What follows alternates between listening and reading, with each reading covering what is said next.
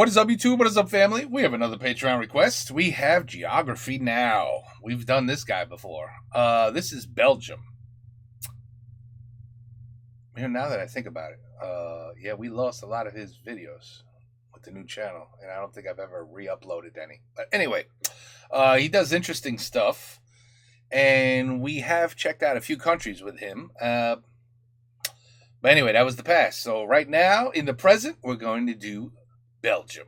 Let me tell you a little story. Once upon a time, France had a son named Wallonia. I do not know why there's subs. Okay, let's go. And the Netherlands had a son named Flanders. One day, a bunch of crazy stuff happened in Europe, yada, yada, yada. After all the crazy stuff subsided, Flanders was like, hey, Wallonia. Yeah? I'm gonna move out of my parents' place, and I got this new rad apartment, but I kind of need another guy to help me pay for the rent. I don't know, you're kind of a cool guy, I guess. Would you like to be my roommate? Yeah, sure, I guess. Why not? But just for the record, I don't speak any Dutch. Oh, no worries. I don't speak any French. Yeah. And that's how Belgium was made. Really? And that's how Belgium became a country. Kind of. There you go. It's time to learn geography. No! Hey everybody, I'm your host, Paul Barbato. You've all probably at least heard of the name Belgium, and if you have, congrats! That's not enough. Let's dissect the flag.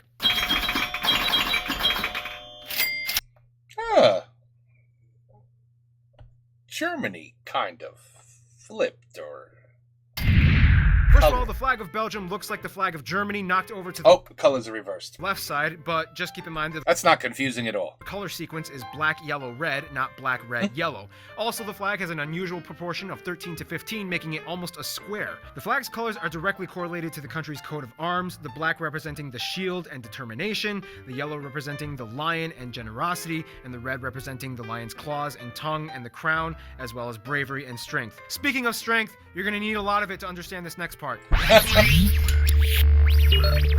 If you're gonna learn anything about Belgium, the one thing you have to understand is how the country is split up. This is very important, so pay attention, Brandon! What? Azerbaijan?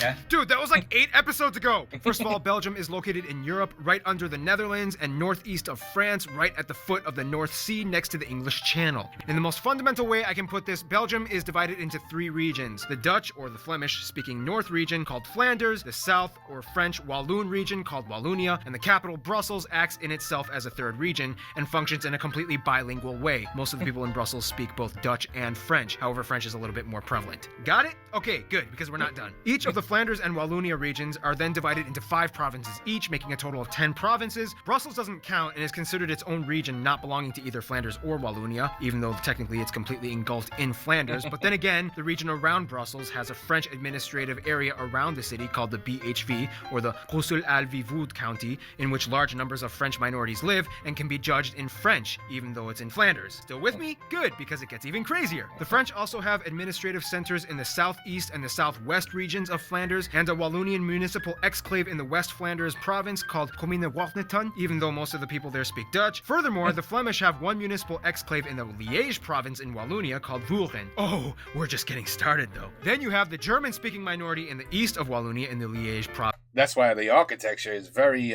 like, you see a lot of the same buildings in Germany. Because I've done, like, 10 best places to visit in Belgium, which is beautiful, by the way. And yeah, I was like, what? That looks like German buildings. And they were like, yeah, it's because there's Germans there too. Province, whom are making propositions to create an 11th province called Uten-Sankt-Vie. Speaking of Germans, Belgium has a lot, and I repeat, a lot of weird territorial claims and boundaries. For one, there are technically 5 German exclaves hidden right along the border of the Liège province in East Belgium. However, these exclaves are only separated from mainland Germany from a Belgian train track, the Venbahn, which is no longer in use. This means that you can be in Germany and only have 10 meters between you and Belgium between you go back into Germany. The smallest of these German exclaves is just crazy. a small house near the German town of Kosen, with a front yard less than 2 hectares in area. Oh, but wait, there's more. Then you reach the ever so confusing town of Barelnassa and Barelhertog, in which there are 22 Belgian enclaves in the Netherlands and 8 Dutch enclaves in Belgium, 7 of which are counter enclaves, or a part of the Netherlands in Belgium in the Netherlands. These borders at first make no sense. Apparently, they cross awkwardly through streets, buildings, restaurants, stores, and even houses. A person can literally wake up in one country and shower in the other. The rule is, whatever side your front door is on is the country that you pay your Are you kidding me? Wait, hold up. in one country and shower in the other. The rule is, whatever side your front door is on is the country that you pay your taxes to. The reason why it's so confusing is because, long story short, there was a guy ruling the area called Henry I, Duke of Brabant, who gave parcels of land to Godfrey II of Schoten, who ruled the area to the east, in an attempt to build an alliance so that his enemy Dirk VII wouldn't expand his influence. Long story short, Henry's land became Belgium, and Godfrey's land became the Netherlands. To this day, the two countries have stayed true to Godfrey and Henry's agreement, and have split the land exactly how they did. But wait, we're not done just yet. Finally, you have the confusing Lys Rivière Canalari River in the border between the Walloon province of Hainaut and France. Starting in the town of Hallou in France, this river zigzags for about 26 kilometers with multiple river islets and land pieces that act as penne enclaves until it all stops in the town of Armentières. Each side has an equal 7 enclaves each along the river. Okay, now let's talk about the landscape.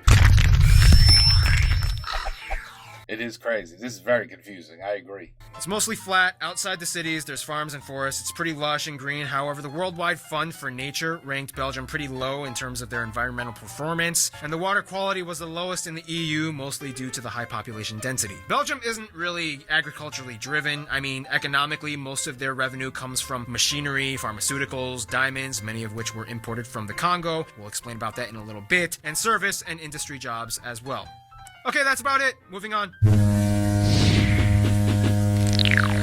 Now this is where things get really strange. In the shortest way I can put this, Belgium is kind of like an artificial country with technically no distinct former identity, in which two regions kind of became roommates, and the respective communities have a government with the same power as the central government. Huh. And you thought Andorra was confusing with that whole co-principality thing. Brother, please, I'm Belgium. Sit down, I'm gonna give you a lesson in complication monadics. First of all, Belgium has a little less than 11 million people. At about 57%, the slight majority of people are Flemish from Flanders, about 42% are Walloon from Wallonia, and 1% German from the German community. Keep in mind, Damn, 1% only? although it's debatable, the terms Flemish and Walloon are more in reference to linguistic communities and not ethnicities. By definition, you could have a Congolese guy in Liège identifying as a Walloon and a Moroccan guy in Antwerp identifying as a Fleming. As long as they speak the languages and become citizens, that's pretty much it. In terms of race, though, about 77% of the people identify as ethnically Belgian, and the remaining 23% identify as non-Belgian in origin, some of the largest groups being Moroccans, Italians, Turks,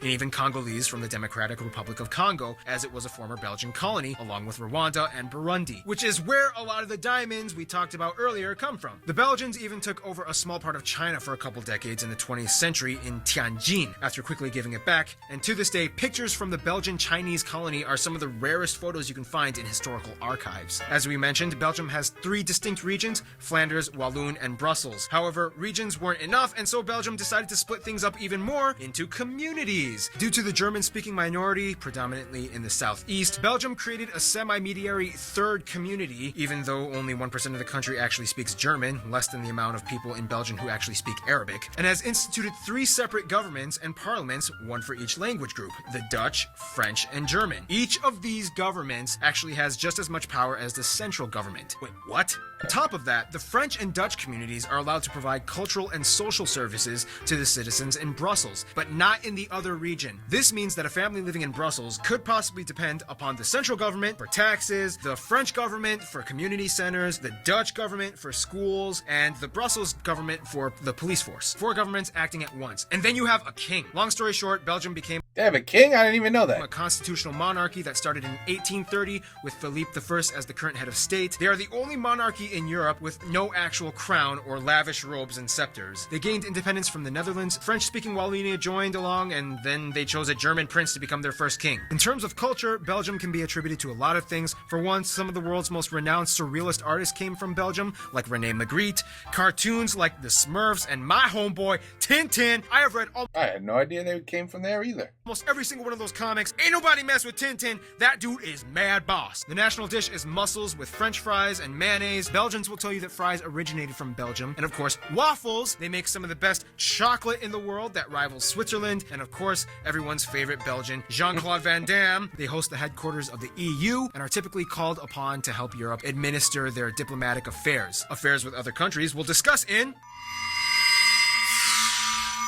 friend Oh, zone. Belgium. When will you learn? First of all, Belgium is a very neutral country after gaining independence from the Netherlands. Belgium quickly rose to become one of the leading powers of the industrialized Europe world, and it was a founding member of both the EU and NATO. This means that since day one, Belgium has had a huge entourage of affiliates that they've kind of kept close. However, some are still closer than others. The UK has always been a good buddy of Belgium since they played a pivotal role in the independence of Belgium. The US is also a good friend, and to this day, they still commemorate the Battle of the Bulge, in which the US played a huge role in during the liberation of Belgium in World War II. The only country that might have a little bit of a distaste towards Belgium might be the Democratic Republic of Congo, as they were occupied and became a colony for a little less than a century. Belgium kind of did a lot of things to the Congo. Although tensions are generally eased off a bit today and numerous Congolese people immigrate to Belgium yearly, there's still a somewhat aversion that lingers on in the back of each Congolese mind when history is brought up. Of course, as you would guess, France is a close friend too, whom not only played a role in Belgium's independence,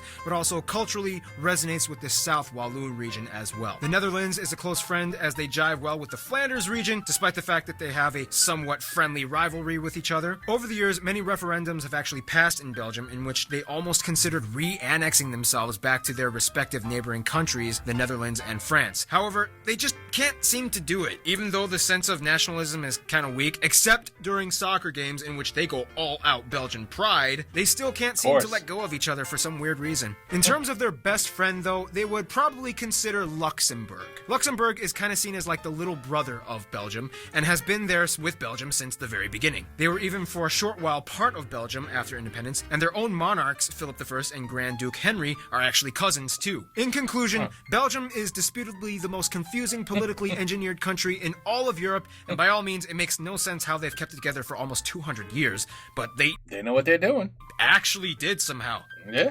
Belgium, we dip our fries in mayonnaise to you. Stay tuned, Belize is coming up next. There you go, Belgium. Now everybody knows how confusing your country is. See, I was confused when I was looking at their architecture. Now I'm shocked that only 1% of Germans. It's like the 1% of Germany was like, or whatever, 99% of the country. No, that you can't even say that because it's Belgium. So like 70% of the country. Well, whatever. You see how confusing it gets. Basically decided on we like the German architecture. We'll stick with that. Which in my opinion is beautiful architecture. I love their homes. Buildings, everything. Anyway, they have just makes look, I don't want disrespect. Okay, I didn't miss nothing. Sometimes they put a little something at the end and I miss it, and then you guys get mad at me. So there you have it.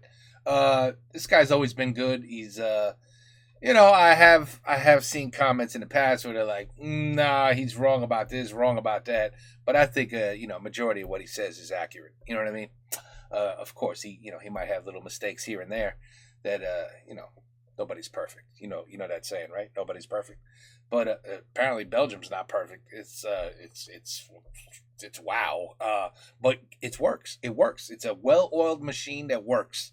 And as complicated as we think it is, I guess if you're there, living there, you're like, yeah, well, it's no big deal. Yeah.